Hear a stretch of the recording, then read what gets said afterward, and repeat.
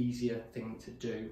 You might find straight away you are reaching down here to start with. I tried everything. I think this is an important thing to note. But if you do that to start with and then relax, that's where you get the most out of it. Create a habit and routine. Didn't do enough.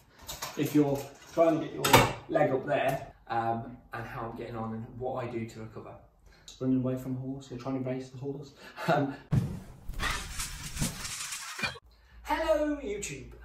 Right, thank you for watching, coming back to the channel and watching my videos. I just thought today I would do an update on my L5 S1 micro discectomy and my recovery and my journey from that operation and the injury before that, and how I'm getting on and what I do to recover.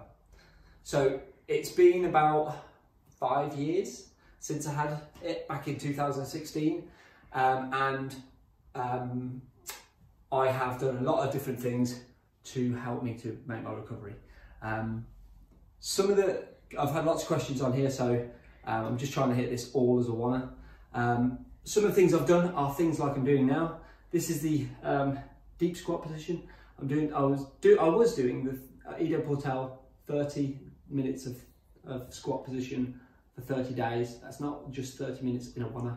That's spread throughout the day and trying to get it done. I wasn't hitting all the 30 minutes, but the idea of it isn't so that you can finish it 30 days and that's you fixed.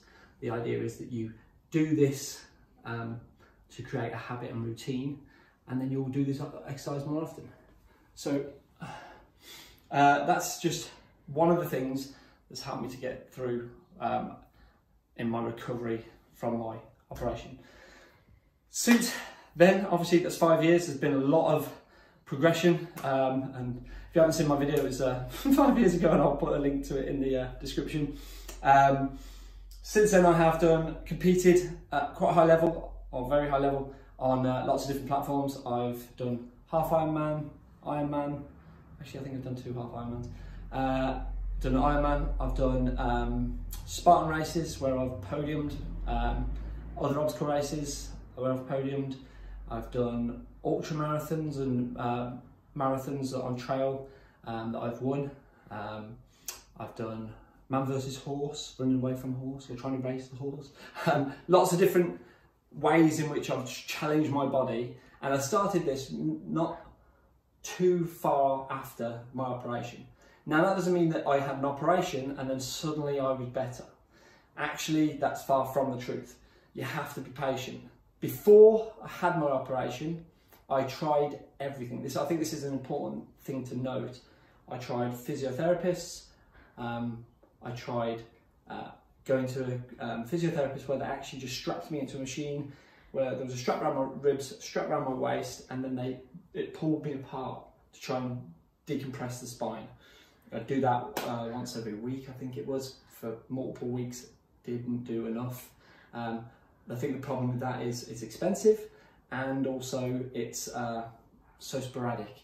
You need something that's going to get you doing something more often than that, and I would say 4 or 5 times a day that's going to help you to recover from that. One of the tools that I liked a lot from that, when I was incapacitated or when I was struggling, before the operation and after the operation, was a teeter table. So that's a table where you lie on it and strap in, standing up like so, and then you just gently roll yourself back so you're upside down. That's one of the bits of equipment I've used.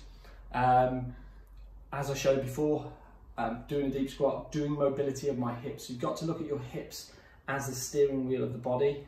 It's important to recognise that the muscles that surround the hips and go from the hips to your spine and to your legs are like what we call spaghetti junction. So it's a road on motorways where all the roads pass up over and underneath each other.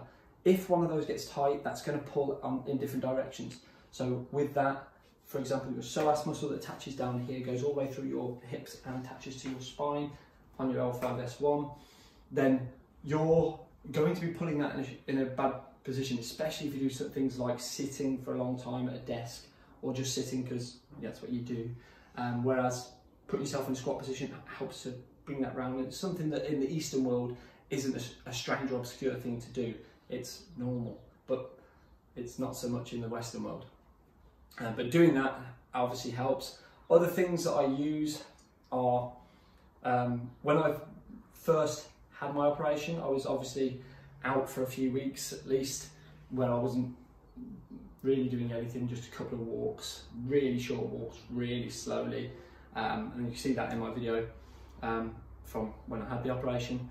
And then I started doing the Wim Hof 10-week course, because I thought, being an athlete, I wanted to go on to something that would I'd be able to focus on. So 10 weeks long course of things that weren't too hard made it feel to me like it would be an easier thing to do, rather than me thinking, I need to run, I need to run, I need to run, I need to jump, I need to climb, I need to lift. If I was thinking those things, it might have driven me mad. So that focus of doing the Wim Hof method actually helped me a lot. I still use a lot of those tools, from the cold shower daily, to breathing exercises, to the stretching and basically yoga type movements. I've done yoga courses as well to help me to understand my body better. I've done animal flow as a course as well, so I'm an animal flow instructor. And being a coach, this is obviously a coach. If as I tell people here, I'm coaching an athlete, oh well, you've got too much time to do all this. It's still a full-time job. Doesn't mean that I'm just like sitting doing fitness all day. It means that I have to put that focus in somewhere. So when I'm busy, this becomes as hard as any other job. Other things that I like to pay attention to is my moon boots, as I spoke about before, which are these here. So these go around my ankles, hang upside down, and then that works the same as the teeter table. Now, I wouldn't prescribe these to anybody who's suffering and didn't have much strength around their core, or had a lot of pain, because they're hard to get up to a pull-up bar and attach. So if you're trying to get your leg up there, that's actually quite difficult if you're struggling. Being a little bit stronger and fitter now, even on my bad days, I'll find a way up there. So I'll do that, especially on my bad days.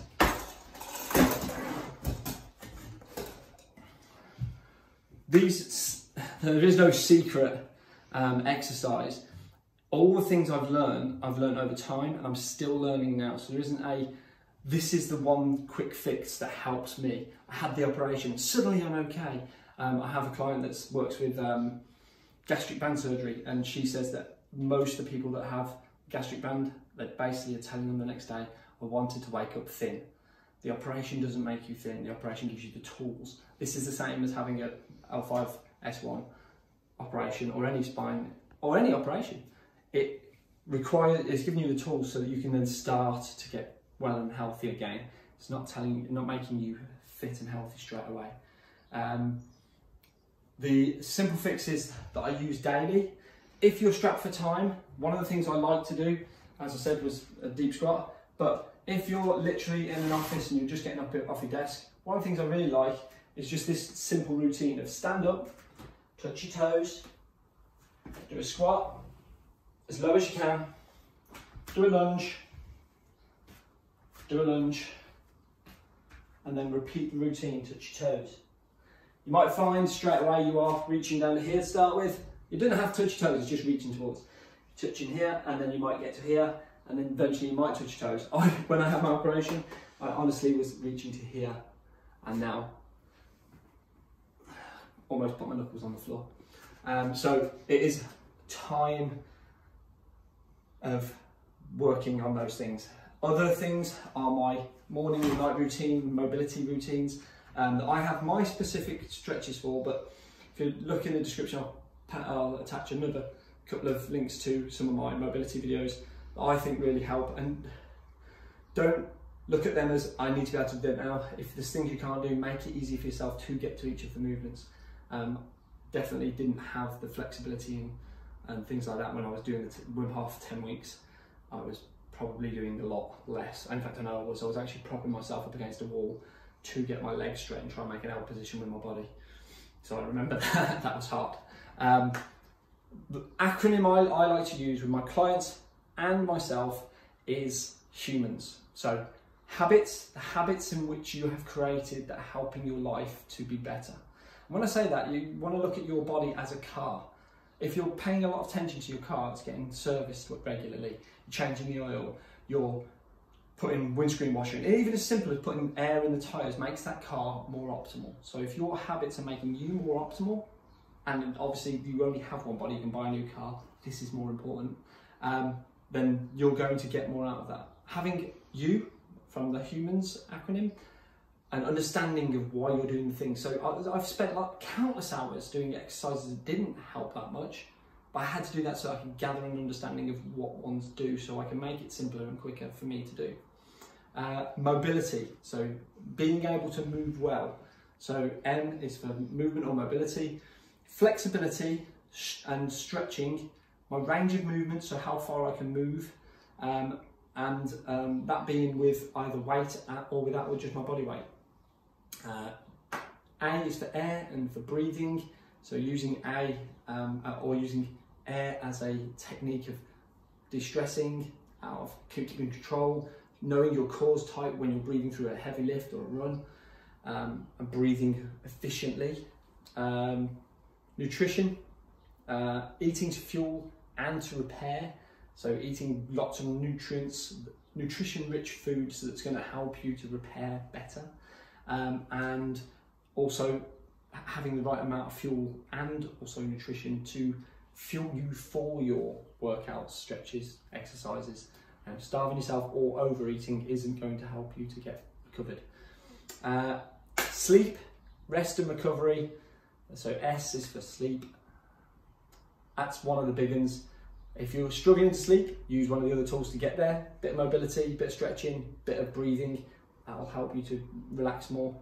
As I said before, a morning and a night routine. You spend all night in one position-ish. So you're putting a load of stress into your body, believe it or not, in that position. And then you're sat, or even if you're moving lots, you're putting stress into your body. So relaxing that off at the end of the day before you get to sleep.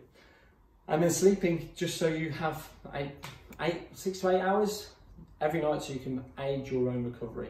The surgeon did say I would not run again. That was one of my fuels. So the things I used for fuel to help me to actually overcome it was, you're not telling me I can't run again.